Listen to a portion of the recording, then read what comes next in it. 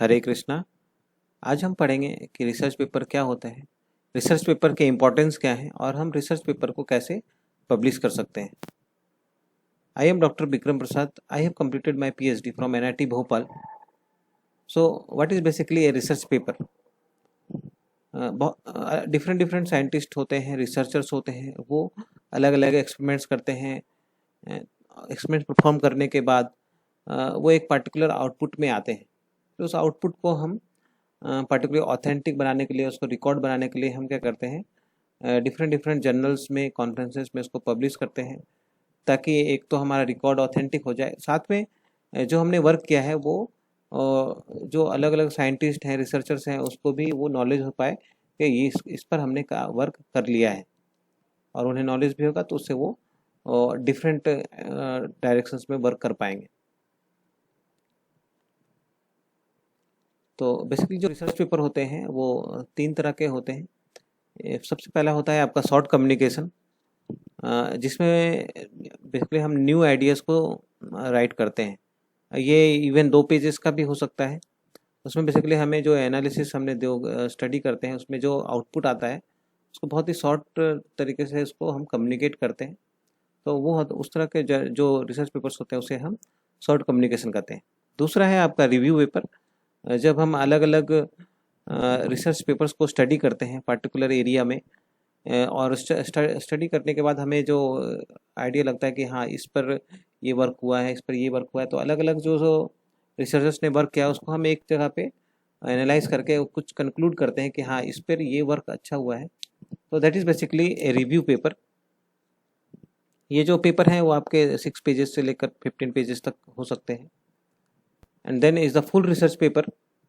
Full research papers में दो तरह के फुल रिसर्च पेपर्स हम कर सकते हैं। एक तो है जो आपका, जो आपने एक्सपेरिमेंट किया है उसका कुछ आपने कुछ पार्ट अपने उसमें रखा है, ठीक है ना, तो वो आपके 15 पेजेस तक में बन जाएंगे, 6 to 15 पेजेस में। और एक रिसर्च पेपर उसमें आपने पूरे कंटेंट्स डाले हैं, तो ये इवन आपके 20 to 40-50 पेजेस तक भी जा सकते हैं। तो बेसिकली जब हमने रिसर्च पेपर बनाया तो हमें उसको कहाँ पे पब्लिश करना चाहिए। तो अगर हम बात करते हैं कॉन्फ्रेंसेस के लिए, तो कॉन्फ्रेंसेस में बेसिकली हमें टारगेट करना चाहिए कि कौन से सब्जेक्ट पे वो हमारा कॉन्फ्रेंस हो रहा है। जैसे कि अगर हम बात करें वाटर रिसोर्सेज स्पेसिफिकली, तो क्या वो वाटर रिसोर्सेज पे हो रहा है या कंप्लीट सभी इंजीनियरिंग बैकग्राउंड के लिए हो रहा है। तो हमें टारगेट करना चाहिए कि वो हमारे पार्टिकुलर फील्ड में वो कॉन्फ्रेंस होने चाहिए। उस कॉन्फ्रेंसेस में हम फिर क्या करते हैं, पेपर्स को सबमिट करते हैं। सबमिट होने के बाद बहुत सारे कॉन्फ्रेंसेस में आपके प्रोसीडिंग्स में आपके आ जाते हैं, कहीं कहीं पे सिर्फ एब्स्ट्रैक्ट आता है, कहीं कहीं पे पूरे रिसर्च पेपर आते हैं। और बहुत सारे जो कॉन्फ्रेंसेस होते हैं वो फिर आपके जो पेपर्स हैं उसको जर्नल्स में भी पब्लिश करते हैं। तो this is the one way to select conferences. Another way is to see the organiser, कि आपका जो कॉन्फ्रेंसेस है वो कौन कंडक्ट करा रहा है। जैसे कि अगर हम देखेंगे कि रेप्यूटेड जो इंजीनियरिंग कॉलेजेस हैं या ऑर्गेनाइजेशंस हैं, जैसे कि IIT, NIT, IISc Bangalore, IEEE, IISER, तो इस तरह के अगर ऑर्गेनाइजेशंस कंडक्ट कराते हैं तो हमें उस कॉन्फ्रेंसेस में भी जाना चाहिए, और वहाँ पर भी हम अपने पेपर्स को सबमिट कर सकते हैं। और बेसिकली हमें कॉन्फ्रेंसेस का एक्स्ट्रा बेनिफिट भी मिलता है कि अगर हम वहाँ पर जाते हैं और अलग अलग रिसर्चर साइंटिस्ट से इंटरेक्ट करते हैं तो हमें आइडियाज़ मिलते हैं, और हमें किसी टॉपिक में अगर हम थोड़े से नॉलेज ज़्यादा गेन करना चाहते हैं तो वहाँ पे हम सीनियर साइंटिस्ट रिसर्चर से भी मिल करके अपने जो ड्रॉबैक्स हैं उसको दूर कर सकते हैं, और नए नए फाइंडिंग्स के बारे में भी हमें इंफॉर्मेशंस मिलते हैं। तो then the journals, basically I have divided journals into two parts. Basically first is paid journals and second is unpaid journals. तो बेसिकली पेड जर्नल्स में क्या होता है कि हमें कुछ पैसे जमा करने पड़ते हैं कॉन्फ्रेंस जर्नल्स में, और in respect of the money they use to publish our journal papers. तो बेसिकली इस तरह के जो जर्नल्स होते हैं उसे बहुत ज़्यादा वैल्यूज़ नहीं दिए जाते हैं साइंटिस्ट और रिसर्चर्स के द्वारा। वो क्या है, कभी भी लोकल लेवल पे भी आप जो है पेपर पब्लिश कर सकते हैं। आगे अगर आपके कंटेंट अच्छे नहीं भी हैं तो भी आप उसे आसानी से पेपर को पब्लिश कर सकते हैं। और दूसरा है जो है आपका अनपेड जर्नल्स, जो बेसिकली इसको इंडेक्सिंग किया जाता है SCI और स्कोपस के द्वारा। तो वो बहुत ही हाईली रेप्यूटेड जर्नल्स होते हैं, और इसमें अगर आपका पेपर पब्लिश हो जाता है तो दैट मीन्स जो आपका वर्क है वो दैट इज़ वेरी ऑथेंटिक और बहुत ही अच्छा आपने उस पर वर्क किया है, और आपके प्रोफाइल पे भी वो जुड़ जाता है और वो बहुत अच्छा माना जाता है।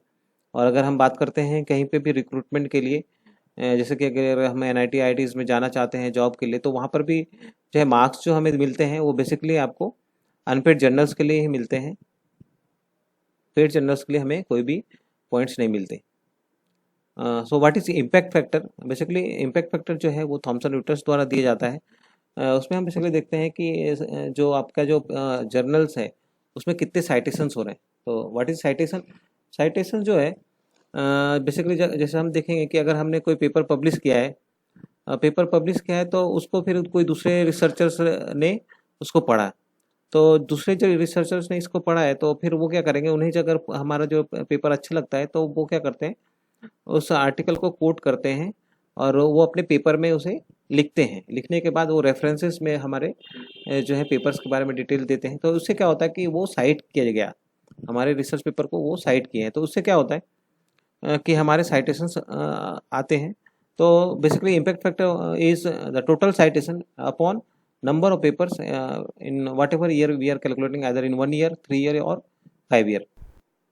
तो बेसिकली अगर हम बात करें कि अगर हमारा जो पेपर जो पब्लिश हुआ है, मान लीजिए अगर हम बात करते हैं कि एक साल में हमारे 100 पेपर्स पब्लिश हुए हैं, ठीक है ना। और हम यहाँ पे लिखते हैं 100 पेपर्स हमारे जो हैं उस पर्टिकुलर ईयर में पब्लिश हुए हैं, और हम देखेंगे कि उस जितने भी पेपर्स थे उसके साइटेशंस कितने हुए। मान लीजिए हमारे 40 साइटेशंस हुए, तो यहाँ पे हम देखेंगे कि what will be the impact factor, that will be 0.4, ठीक है ना। तो this impact factor although it is looking very less, but अगर हम बात करें जैसे पेड जर्नल्स में इम्पैक्ट फैक्टर लिखे रहते हैं वहाँ पे 5, 10, 15, तो वो क्या है, वो बोगस है। उसके जो है जो जहाँ से उन्होंने आपका इम्पैक्ट फैक्टर बनाया है तो वो गलत रहता है। तो उसका वैल्यू जो है अगर हमारा वहाँ पे 15 भी है और हमारे पास अगर 0.2 भी है, तो ये जो इम्पैक्ट फैक्टर है that is more than what the paid journals are showing, ठीक है। इसके बाद देखते हैं साइट स्कोर क्या होता है। तो बेसिकली साइट स्कोर जो होता है वो हम 3 इयर्स के लिए कैलकुलेट करते हैं। तो उसमें भी जो भी आपके जर्नल्स है उसमें देखते हैं कि टोटल जो रिसर्च पेपर है 3 इयर्स में वो कितने रिसर्च पेपर उन्होंने पब्लिश करे हैं। जैसे मान लीजिए अगर 300 रिसर्च पेपर्स उन्होंने 3 साल में पब्लिश किए, तो उसमें भी हम देखते हैं कि पर्टिकुलर कैलेंडर ईयर में कितने साइटेशंस हुए हैं, ठीक है ना। तो जैसे मान लीजिए हम देखते हैं कि वहाँ पर 300 जो है रिसर्च पेपर्स आए हैं 3 साल में, ठीक है, 300 आए हैं, और हमारे जो साइटेशंस हुए पर्टिकुलर 1 कैलेंडर ईयर की ही बात करेंगे, तो हमारे 2022 टू 2021, उसमें मान लीजिए जो साइटेशंस हुए हैं वो मान लीजिए कितने हुए हैं, 100 हुए हैं। तो इस तरह से हम देख सकते हैं कि आपका जो साइट स्कोर आता है वो 0.33 आएगा, ठीक है ना। तो that is your site score. And another one is important terms is H index. Basically जो एच इंडेक्स होता है वो ऑथर्स के लिए होते हैं। जितने भी बड़े जो रिसर्चर्स या साइंटिस्ट होते हैं उनके एच इंडेक्स, जैसे अगर आप गूगल स्कॉलर में आप अपना प्रोफाइल बनाएंगे तो वहाँ पे आपका ऑटोमेटिकली एच इंडेक्स आता है, ठीक है। तो एच इंडेक्स में बेसिकली क्या होता है कि जैसे हमारे 3 पेपर हमने पब्लिश करे हैं, ठीक है ना। तो एक का साइटेशन जैसे हम देखेंगे कि एक जो पेपर है उसका 0 साइटेशन आया है, और एक पेपर का 2 साइटेशन आया है, और तीसरे पेपर का 5 साइटेशन आया है।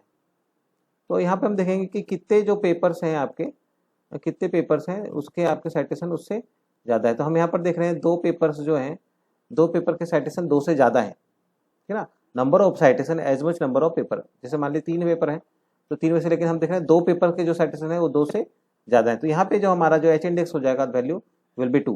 अगर यहीं पे हम बात करें कि यहाँ पे 3 पेपर्स हो जाते हैं जिसके साइटेशन जो है 3 से ज़्यादा हो जाते हैं, तो वहाँ पे हमारा जो है एच इंडेक्स वैल्यू क्या हो जाएगा, 3 हो जाएगा।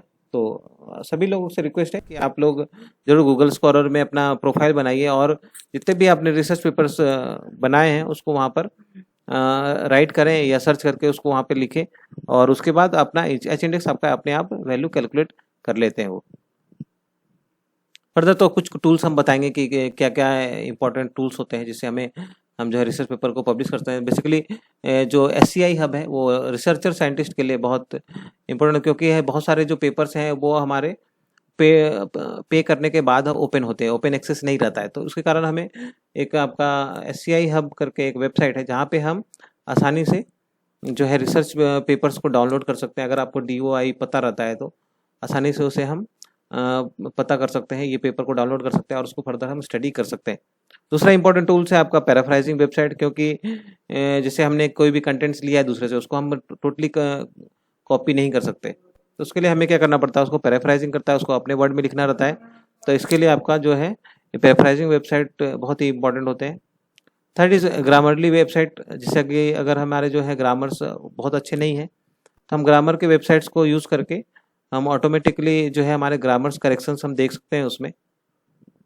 And another one is reference tools. Basically reference tools में क्या होता है, हमें रेफरेंसेस को अरेंज करने पड़ते हैं। अलग अलग जो जर्नल्स होते हैं उसमें अलग अलग क्राइटेरियाज होते हैं, उसके बेसिस पे वो रेफरेंसेस बनाए जाते हैं। तो रेफरेंसेस को हम सिस्टमेटिकली अरेंज कर सकते हैं।